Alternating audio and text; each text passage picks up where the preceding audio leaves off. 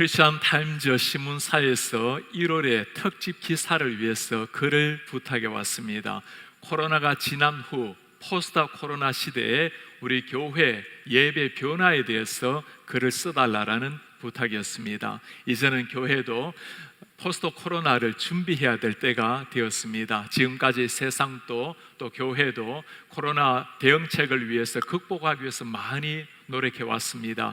이제는 코로나 이후에 어떻게 코로나에서 출구 전략을 세울 것인지, 코로나 이후에 달라지는 삶에 대해서 어떻게 교회를 이끌어가야 될지를 연구를 해야 될 때가 되었습니다. 우리 교육자들도 또 교회 리더십들도 코로나 출구 전략, 미래 대응책을 위해서 한참 연구하고 준비를 하고 있습니다. 많은 어려움을 겪었지만 하나님께서 우리에게 약속하신 말씀대로 Arise, 일어나서 비상의 날개를 펼칠 수 있도록 여러분들께서 기도를 해 주시기를 바랍니다. 과거를 잊은 민족에게는 미래가 없다라는 말이 있죠. 팬데믹의 어려움을 겪었지만 하나님께서 허락하신 것이라면 우리는 이 팬데믹을 통해서 배워야 될 교훈이 있을 것입니다. 그 교훈을 깨닫지 못한다면 우리는 고생을 많이 했을 뿐 정말 하나님의 메시지를 듣지 못한다면 얼마나 안타깝게 팬데믹을 지나가게 되겠습니까? 이 어려움을 통해서 하나님의 메시지를 듣게 된다면 우리뿐만 아니라 자녀들이 인생 순간순간 다가오는 고난을 신앙적으로 해석을 하게 될 것입니다. 신앙적 해석이 되어야 신앙적인 자세, 반응이 나타날 수도 있는 겁니다. 성경의 모든 말씀 우리에게 교훈을 주지만 특별히 애굽의 10재앙은 특별한 교훈을 주고 있습니다. 한 번 정도 재앙으로도 하나님이 얼마든지 원하신 일을 하실 수 있잖아요. 출애굽하는 것이 정말 목적이었다면 한 번에 바로의 장자, 이스라엘의 모든 애굽의 장자를 죽였다면 하나님께서는 한 번에 출애굽을 하게 하셨을 겁니다. 10번이나 반복하게 하셨던 것은 하나님께서 반복해서 들려주시고자 하는 메시지가 있다라는 거죠. 가장 중요한 메시지가 무엇일까요? 바로든 이집트 사람이든 이스라엘 사람이든 오늘 우리든 하나님이 누구신지를 바르게 알아라는 말씀입니다. 오늘은 하나님을 알라고 하는 말씀을 3가지 주제를 가지고 다루려고 합니다. 하나님에 대한 지식, 하나님의 전쟁, 그리고 하나님의 예배 3가지 주제를 다루려고 합니다. 첫 번째, 하나님께서 원하시는 것, 온 세상을 주관하시는 진정한 신이 하나님이라는 것을 알라라는 메시지입니다. 심판의 말씀을 떠올리며 먼저 떠오르는 것이 요한계시록의 말씀입니다. 많은 심판의 이야기가 나오죠. 하나님이 진짜 원하는 것은 심판이 아니고 우리를 얼마나 사랑하시는지 말씀을 듣고 회개하고 돌아오라는 것이 하나님의 진정한 메시지입니다. 출애굽의 재앙도 마찬가지입니다. 이 세상 모든 백성이 악한 백성이라도 하나님의 말씀 듣고 이 재앙을 통해서 하나님께로 나아오라, 그게 하나님의 진정한 마음 표현입니다. 출애굽기 7장 5절에 하시는 말씀이에요. 애굽 사람이 나를 여호와인 줄 알리라. 7장 17절 바로가 나를 여호와인 줄 알리라. 9장 14절 온 천하에 나와 같은 자가 없음을 내가 알게 하리라. 누구죠? 애굽 사람, 바로, 온 천하. 하나님의 모든 피조물, 하나님의 창조물이 하나님을 바르게 알고 나오라는 겁니다. 우상 앞에 머리를 숙일 것이 아니고 진정한 창조주, 우리의 구원자를 알라라는 말씀입니다. 세상 사람들도 중요하지만 정말 하나님께서 당신을 알기를 원하셨던 백성 누구이겠습니까? 이스라엘 백성들이죠. 10장 2절에 하는 말씀입니다. 내가 애굽에서 행한 일들, 곧 내가 그들 가운데서 행한 표징을 내 아들과 내 자손의 귀에 전하기 위함이라. 너의 아들, 너의 자손에게 전하기 위함이라. 너희는 내가 여호와인 줄 알리라. 하나님의 10재앙의 진정한 목적이 무엇이라고 말합니까? 너희들뿐만 아니라 너희들 자녀들, 자손들이 내가 하나님이라는 것을 정말 알게 하려고. 이스라엘 백성들 430년 동안 이미 종살이를 했던 사람들입니다. 당연히 그들도 하나님을 많이 잊어버렸고 자녀들 하나님을 망각했던 시대에 살고 있었던 사람들입니다. 애굽에 행한 모든 기적을 보면서 너희들이 가슴에 새겨야 될 신이, 진짜 참신이 하나님이라는 교육을 위해서 열장을 주신다고 말씀을 하십니다. 우리의 자녀들을 미래로 세우지 못하면 하나님의 교회도, 하나님의 나라에도 미래가 사라지게 되는 거죠. 우리 교회에서 늘 강조하는 것이 있습니다. 자녀들 바르게 신앙으로 교육해야 됩니다. 다음 세대에게 신앙을 유산으로 물려주어야 합니다. 여러분, 무엇이 다음 세대를 정말 신앙으로, 믿음의 유산으로 이렇게 세우는 비결일까요? 먼저 자녀들을 하나님께서 우리에게 위탁하셨다라는 것을 잘 기억하셔야 됩니다. 우리가 생물학적으로 낳은 자녀이기도 하지만 하나님이 생명을 주셔서 이 땅에 보내신 자녀들입니다. 하나님께서 우리에게 믿음으로 잘 세워달라고, 하나님의 거목들로 세워달라고 부탁을 하셨는데, 내가 자녀들을 말씀과 기도로 사랑으로 세워야 되는 청직이라는 것을 정말 깨달아야 하나님의 자녀를 바르게 교육하고자 하는 반응이 거기서 나오게 되는 겁니다. 지난주에 우리 사모님들 순모임을 할 때 참 감동적인 이야기를 하나 듣게 되었습니다. 이제 딸이 자라나서 대학을 들어갈 때가 가까워지고 있습니다. 요즘은 코로나 상황 때문에 집에서 대화할 시간도 많아지고 신앙교육을 할 수 있는 기회가 많아졌어요. 그러다 보니까 너무너무 안타까움이 드는 거예요. 내가 왜 좀 더 일찍 긴급한 마음으로 신앙교육을 시키지를 못했을까? 이제 대학을 들어가게 되면 홀로 주님 앞에 서야 될 날이 가까이 오는데, 그 안타까운 마음으로 눈물로 자신의 마음을 고백했다라는 이야기였습니다. 그래요, 우리 자녀들 긴급한 마음을 가지고 내일 홀로 서야 될지 모를 신앙입니다. 문도에 가서라도 홀로 설 수 있는 신자로 세우는 것이 부모의 역할입니다. 출애굽의 10장을 보면서 우리는 한 가지 질문이 있어요. 왜 하나님께서 10가지의 재앙을 주셨을까? 그냥 한 가지 재앙으로도 끝낼 수가 있잖아요. 10번까지 내려셔야 될 이유가 어디에 있을까? 바로에게 주시는 교훈도 있고 이스라엘 백성들에게 주시는 교훈도 있는 겁니다. 그 악한 왕 바로 왕이라 하더라도 그가 하나님을 알고 하나님 앞에 돌아오기를 하나님이 얼마나 기다리시는지, 하나님은 모든 사람이 악한 자라도 하나님을 알고 주님 앞에 무릎 꿇기를 기다리고 있다라는 겁니다. 10번이나 참으면서 기회를 주셨던 하나님, 마치 노아의 홍수를 떠올리지 않습니까? 120년 동안 하나님이 시간을 주셨어요. 노아가 방주 만드는 것을 바라보고 사람들은 그를 비웃었습니다. 그러나 하나님께서는 그들도 하나님 앞에 나아오기를, 방주 안으로 들어와서 생명을 연장하기를 주님께서 원하셨습니다.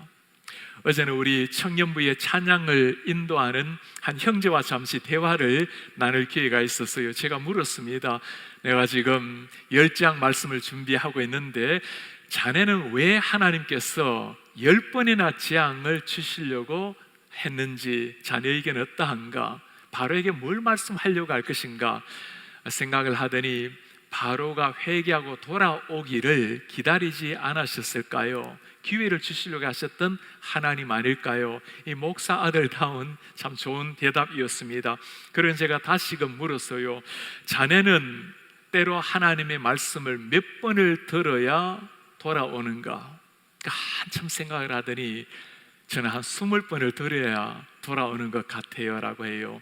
참 신실하게 주님 앞에 잘 쓰이는 형제입니다. 여러분, 바로뿐이겠습니까? 우리 자신 한 사람 한 사람을 바라보면 내 모습 하나님이 나의 주인이라고 그렇게 고백을 했지만 뿐이겠습니까? 등지고 살아가는 일, 주님께서 돌이키라고 말씀을 해도 우리가 우리 자아대로 생각대로 걸어간 날이 어디 10번뿐이겠습니까? 바로의 모습을 바라보면서 정말 사랑 많으신 하나님, 길이 참으시는 하나님, 그 하나님이 계시기에 우리도 소망이 있다는 생각을 다시금 하게 됩니다.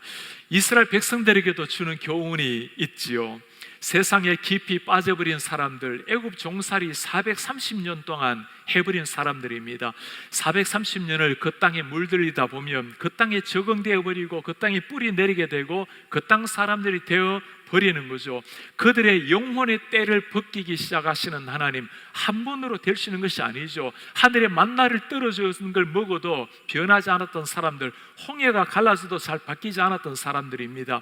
10가지 재앙을 통해서 한 가지 한 가지를 통해서 하나님께서 친히 내가 하나님이라고 나를 보라고 교육하시는 하나님. 스톡홀름 신도롬이라는 말을 여러분 들어보셨죠? 1973년도에 8월에 스웨덴 스톡홀름의 무장 강도가 은행에 침입을 해서 4명의 인질을 잡고 6일 동안 감금을 시켰습니다. 얼마나 두렵고 공포스러운 시간이었겠습니까? 시간이 지나가면서 참 기이한 일이 일어났어요. 이 4명의 사람들이 그 무장 강도에게 점점 더 동화되어 가고 그를 동정하게 되었다는 겁니다. 결국에는 실패로 끝이 나고 이 무장강도는 감옥에 잡히게 되었습니다. 정말 놀라운 일은 그때 인질로 사로잡혔던 사람들이 법정에서 무장 그 강도에 대해서 불리한 증언을 하지 않고 오히려 옹호하는 증언을 했다는 거예요. 오히려 그를 위해서 변호사 선임을 하는데 모금운동을 했다라는 사실입니다. 사람들은, 심리학자들은 이런 기이한 현상을 이렇게 설명을 합니다. 사람들은 탈출이 불가능한 인질 상황이 발생되면 그와 함께 협력해야 된다는 생각이 일어나게 되고, 인질범이 조금이라도 친절하게 해주면 마치 자기를 정말 위해 주는 것 같은 동정심이 일어난다라는 거예요. 한번 그 속에 빠져들이게 되면 정신까지도 지배당하는 현상을 스톡홀름 신도롬이라고 부르는 겁니다. 오늘날 이스라엘 백성들은 마치 스톡홀름 신도롬에 빠진 사람들 같아요. 애굽 땅에 오랫동안 종살이 하다 보니까 애굽 땅에 완전히 빠져버린 사람들, 노예 생활이 얼마나 고달팠겠어요. 그것도 모르고 하나님의 찬란한 아들, 딸의 모습을 다 잃어버리고 노예 생활에 젖어가는 사람들, 이들이 광야 생활하면서 조그마한 불편만 다가와도 적극적으로 불평한 것을 여러분 기억하십니까? 그때가 좋았는데, 애굽 땅이 좋았는데, 우리가 애굽 땅에서 국 가마 옆에서 불 뗄 때가 좋았는데, 여러분 그들이 노예로 살아가면서 얼마나 고깃국을 먹었겠어요. 이집트 사람들을 노예살이 했던 그 시절을 추억하면서 돌아가자고 말하는 사람들, 하나님께서는 그들의 영혼의 때를 하나씩 하나씩 벗겨나가셨습니다. 10장을 통해서 그게 아니라고, 너희들이 바라봐야 될 것은 나라고, 바로도 아니요, 세상도 아니요, 고기 국물을 주는 저 사람들이 아니라고, 천지를 지으신 하나님을 보라고 내가 여호와라는 것을 가르쳐주고 계시는 겁니다. 두 번째, 하나님께서는 10장을 통해서 세상 신들을 심판하시는 하나님을 알라 메시지를 주고 계십니다. 성경에서 하나님을 말씀할 때 특이하게 한 주제를 보여주는 게 있어요. 전쟁하시는 하나님, 용사이신 하나님, God is a warrior 이라는 단어가 많이 나옵니다. 하나님께서는 하나님을 대적하는 무리를 향해서 전쟁하시고 하나님의 백성들을 위해서도 전쟁을 하시는 하나님이십니다. 신약도 구약도 다 마찬가지죠. 10장을 통해서 하나님은 애굽의 신들과 싸우는 것을 보여주고 있습니다. 당시 애굽 사람들은 1500개도 더 되는 신을 섬겼던 사람들입니다. 1500개니까 놀랄만 하지만 오늘날 이 세상에는 수십만의 신을 섬기는 나라도 있기 마련이죠. 그들이 아니라는 것, 신들과 전쟁에서 승리하시는 하나님을 보여주면서 내가 너희들이 경배해야 될 신이라는 것을 보여주고 계시는 거예요. 마치 갈멜산 전투를 보는 것 같지 않습니까? 엘리야가 바알 선지자들을 다 불러 모았습니다. 하늘에서 불이 내리는 신이 진짜 신이라고 하자 바알 선지자들은 환호했습니다. 바알은 하늘에서 물과 불을 떨어뜨려주는 신이라고 여겼기 때문이었어요. 그러나 죽은 신은 아무런 응답이 없었습니다. 하나님께서 하늘의 문을 여시고 불을 내리셨어요. 모든 사람이 환호했습니다. 하나님, 그가 우리의 진정한 여호와 하나님이시다. 10장 마찬가지입니다. 하나하나 재앙을 거쳐갈 때마다 우리가 정말 경배해야 될 분, 그분이 하나님이시라는 것을 계속 교육을 시켜주고 있는 겁니다. 12장 12절에 하시는 말씀이에요. 내가 그 밤에 애굽 땅에 두루 다니며 사람 짐승 막론하고 애굽 땅에 있는 모든 천난 것을 다 치고 애굽의 모든 신 내가 심판하리라. 나는 여호와라. 애굽의 모든 신을 처단하고 심판하고 여호와라는 것을 보여주시는 하나님, 하나님의 선전포고를 보여주고 있는 겁니다. 하나님께서 애굽의 신들을 10장을 통해서 하나씩 하나씩 처단해가는 심판하는 모습이 오늘 7, 8, 90장에 계속 나타나 있는 말씀입니다. 먼저 재앙의 순서를 보면 나일강이 물이 피로 변하는 게 나오죠. 개구리 나오고 이 파리, 다섯 번째가 가축의 죽음입니다. 독종, 우박, 메뚜기, 허감, 10번째가 장자의 죽음이었어요. 이 하나하나는 당시 때 애굽 사람들이 섬겼던, 숭배했던 우상들입니다. 나일강은 하피의 신으로 우리에게 풍요를 가져다주는 우상으로 섬겼습니다. 개구리는 헤케트라는 이름으로 개구리 머리를 한 여신을 섬겼어요. 개구리 여러분, 올챙이가 알을 낳으면 수백 개 수천 개를 낳잖아요. 다산을 상징했던 신이었습니다. 이는 당시 때 땅과 사막을 다스렸던 신, 파리는 파리 대왕이라 말도 있잖아요. 파리의 신. 가축은 다산의 상징, 독종은 질병을 다스리는 신, 우박은 하늘의 신, 메뚜기는 곡물의 신, 허감은 태양신, 하늘 여신, 갖가지 신을 다 섬겼던 사람들입니다. 하나님께서 보여주시는 것은 그 신들 하나하나를 치면서 너희들이 보아야 될 것이 만물을 창조한 분이 하나님이라는 걸 교육을 시키고 있는 거죠. 그 가운데 나일강이 물로 피로 변하게 하는 것은 특별한 의미가 있습니다. 당시 때 사람들은 나일강을 정말 신으로 섬기고 나일강 하나만 해도 많은 신들이 존재했었어요. 하피의 신은 사람들에게 풍요를 가져다주는 신으로 여겼던 사람들입니다. 그러니 사람들이 아침 저녁으로 나일강을 제사를 드렸던 시대였어요. 문헌에 보면 나일강을 신적으로 참여하는 내용도 남아 있습니다. 당신은 가난하고 어려운 자의 주님이십니다. 나일강을 두고 주님이라고 주라고 고백을 하는 거예요. 만일 당신이 하늘에서 뒤집히면 신들은 망할 것입니다. 이 정도로 신격화시키면서까지 나일강을 섬겼던 사람들, 신들의 집합소라고 했는데 풍요를 주는 하피신뿐만 아니라 오시리스라는 신, 부활과 영생을 주는 신이라고 여겼습니다. 홍수를 가져다주는 사테드 신, 그의 언니 안케드 신, 정말 가지각색의 신들이 다 나와요. 하나님을 경배해야 되는 사람이 나일강을 숭배할 때 하나님은 나일강을 제일 먼저 치셨습니다. 애굽 백성의 생명줄이라고 할 수 있는 것을 치심으로 진정한 신이 누구신지를 보여주고 계시는 거예요. 이 하나님의 기적을 하나씩 하나씩 보고 난 다음에 사람들이 뭐라고 고백을 하죠? 18장 11절에 말을 합니다. 여호와는 모든 신보다 크심으로 이스라엘에게 교만하게 행하는 그들을 이기셨도다. 하나님의 백성에게만 나오는 환호가 아니었습니다. 바로 요술사들도 잘 알았죠. 8장 19절에 하시는 말씀이에요. 요술사가 바로에게 말하되 이는 하나님의 권능입니다. 세 번째, 이의 심판을 통해서 그들이 할 수 없다라는 것을 알았습니다. 하나님만이 할 수 있는 일이에요. 결국에는 10장을 통해서 하나님이 누구신지, 신들을 심판함으로 하나님이 누구신지를 보여주셨습니다. 10장을 통해서 우리가 발견해야 될 중요한 것이 한 가지가 있어요. 이 경배의 대상 자체가 나쁜 게 아니죠. 여러분, 이니 파리니 메뚜기니 그들이 무슨 죄가 있겠어요? 메뚜기가 나를 섬겨달라고, 파리가 나를 섬겨달라고 원하는 것도 아니에요. 사람들이 가져다 놓고 그렇게 숭배를 하고 경배를 하는 거죠. 피조물은 가만히 있는데 오히려 피조물들은 하나님께서 말씀하셨을 때 어떻게 순종합니까? 강물이 피로 바뀌고 메뚜기 떼가 나와서 음식을 먹어치우고 이들이 전 세계에서 날아들고 모든 그 미물도 하나님이 말씀하시자 즉각적으로 순종을 하는데, 정말 해야 될, 하늘의 해도 빛을 잃고 하나님의 말씀에 순종을 하는데 정말 순종해야 될 이스라엘 백성들은 순종하지 않고 애굽 백성들은 악하게 살았던 사람들, 하나님이 그들을 향해서 반복적으로 교육을 시키고 계시는 겁니다. 비록 불완전했던 이스라엘 백성들이지만 하나님께서는 그들을 향해서는 특별한 은혜를 주셨습니다. 고센 땅에, 그들이 머물렀던 땅에는 우박도 떨어지지 아니하고 흑암도 내리지 아니하고 당신의 백성을 구별시켜서 사랑해 주신 하나님의 특별한 보호도 나타나고 있습니다.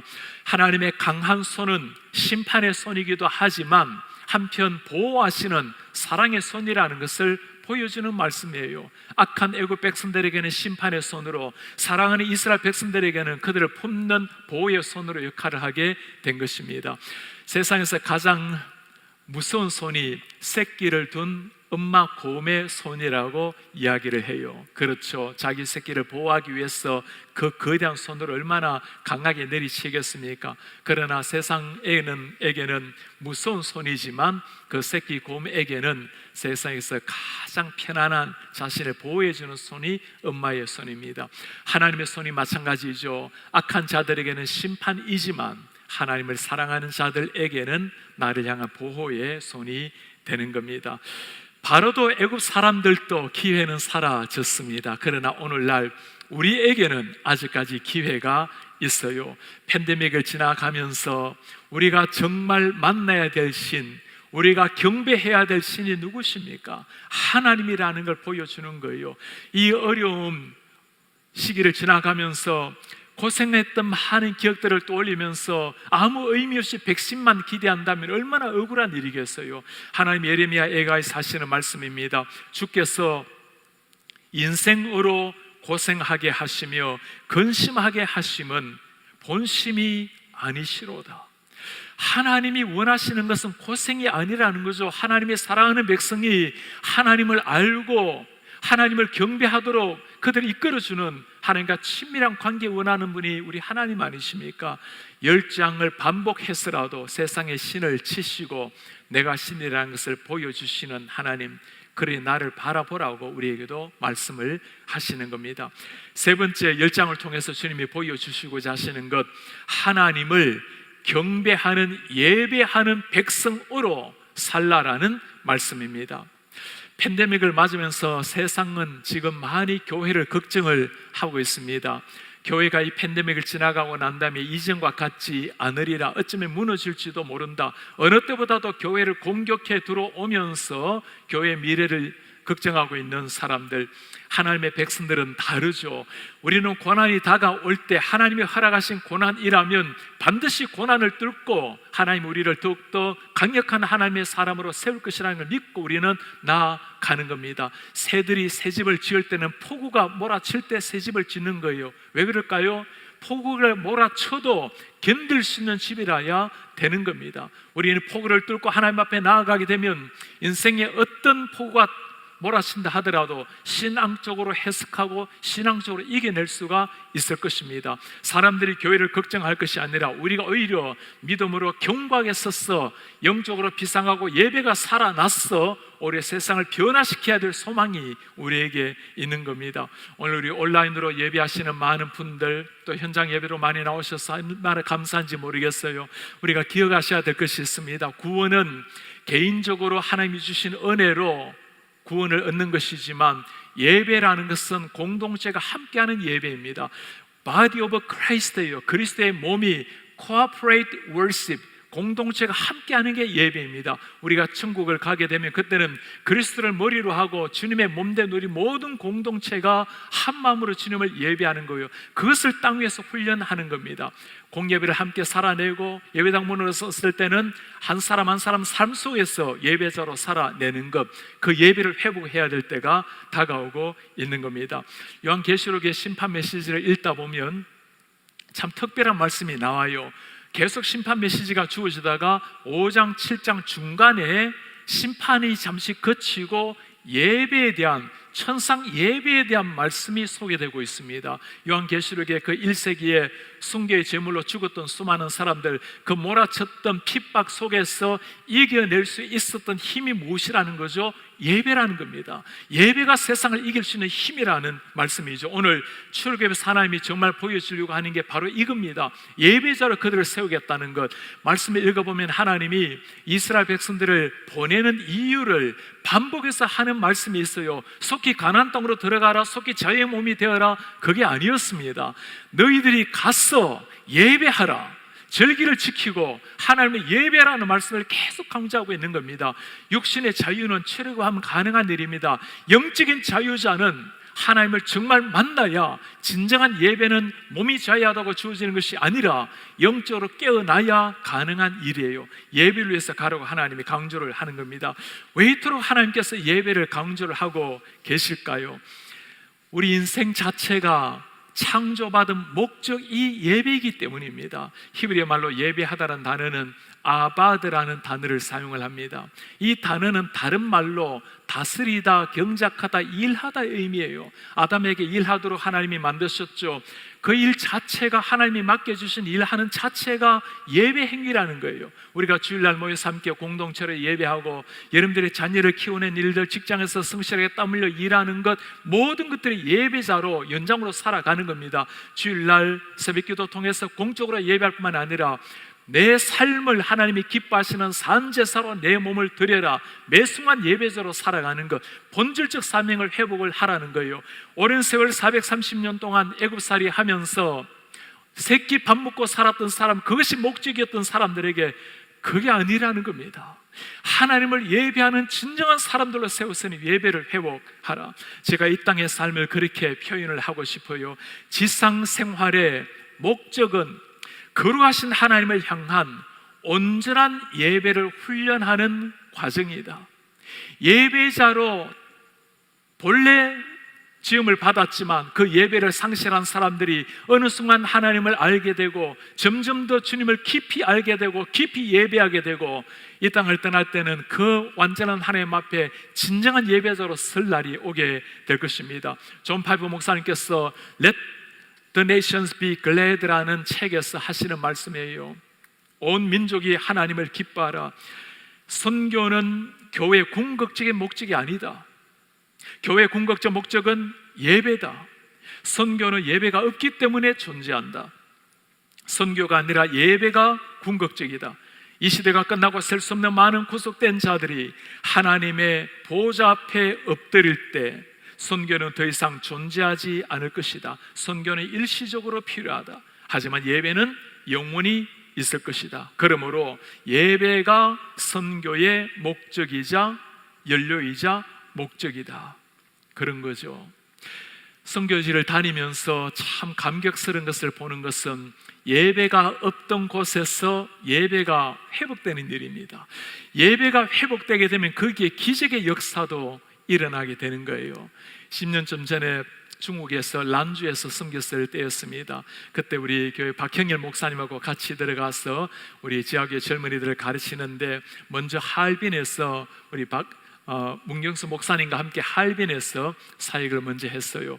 하얼빈에서 좀 무리를 했던지 몸에 머리 뒤에 보니까 혹 같은 게 막 생기고 시뻘겋게 막 띠 같은 게 생기는데 좀 걱정이 되었지만 그냥 그렇게 무시하고 사역을 했어요. 하얼빈이 얼마나 춥습니까? 이 섭씨로 영하 30도 내려가는데 그러다가 란주를 가기 위해서 비행기를 탔더니 비행기가 따스하니까 갑자기 몸이 막 불덩이처럼 뜨겁더니 뒤에 목에 구슬 같은 혹이 쫙 막 생기는 거예요. 제가 그때 무슨 짐승처럼 변하는 줄 알고 제가 죽는 줄 알았어요. 그리고는 란주에 가서 우리 박일 목사님하고 새벽기도, 그리고 오전엔 제가 또 박 목사님, 저녁 오후에 저녁에는 함께 부흥 집회를 계속했습니다. 이 중국에 있는 형제 자매들이 조용하게 찬송하고 조용하게 기도해야 되는데 막 뜨거워지다 보면 이제는 큰 소리로 찬양하고 큰 소리 기도가 나와요. 아파트 위층에 있는 한 여인이 내려왔어요. 무슨 일인가 하고. 그리고 뒤에 앉아서 말씀을 들었습니다. 얼마나 긴장이 됩니까? 이거 신고라도 하면 추방당하고 끝나는 일인데, 그러더니 돌아가면서 내일 다시 와도 되겠냐고, 내일 다시 오시라고. 공안이나 경찰이나 데려오지 않을까 걱정이 되었어요. 다시 와서 말씀을 들었어요. 그리고 며칠이 지나더니 나도 당신들이 믿고 있는 그 예수님을 나도 믿고 싶다고.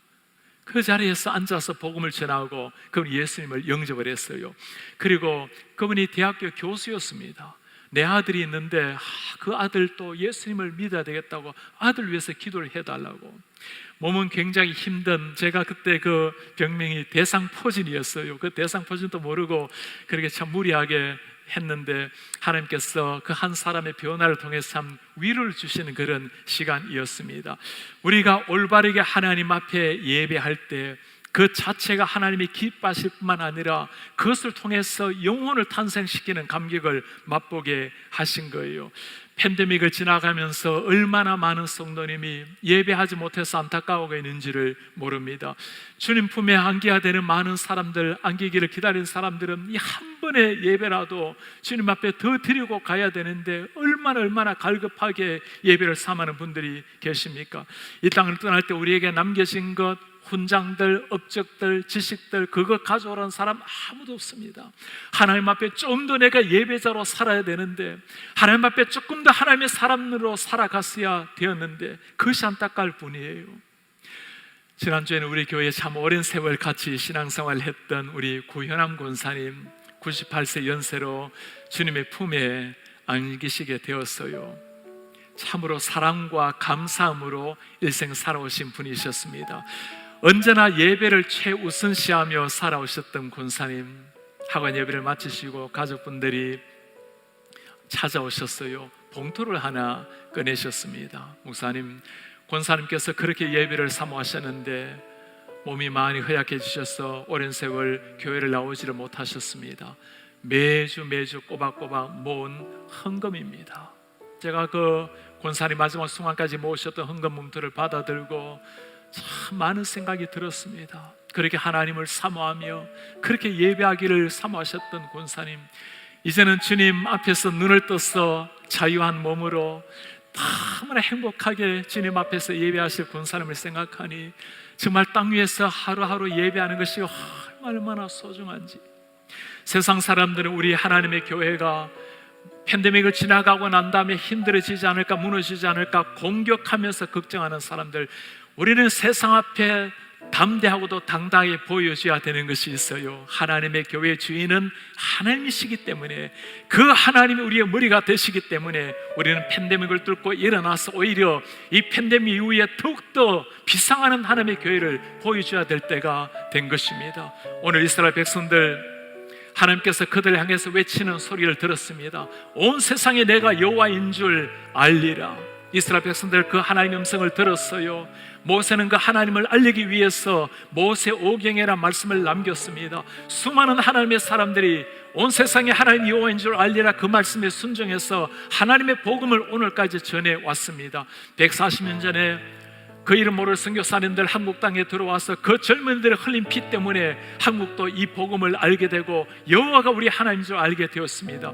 40년 전에는 태백산맥 시골에서 살아갔던 교회도 보지 못했던 한 소년에게도 이 하나님의 복음이 찾아와서 내가 여호와라고 그 당신을 보여주셨어요. 오늘 우리 하나님께서 우리에게도 다가오셔서 하시는 말씀입니다. 내가 여호와라. 온 세상이 내가 하나님인 줄 알리라. 그래서 주님께서 우리에게 말씀하십니다. 이제 너희가 나아가서 이 하나님을 증거하라. 세상에 머리를 숙이는 인생이 아니라 우리의 창조자 하나님, 구원자 하나님을 알고 그 주님 앞에 머리를 숙이고 그 주님을 진정 경배하는 사람들로 세우라.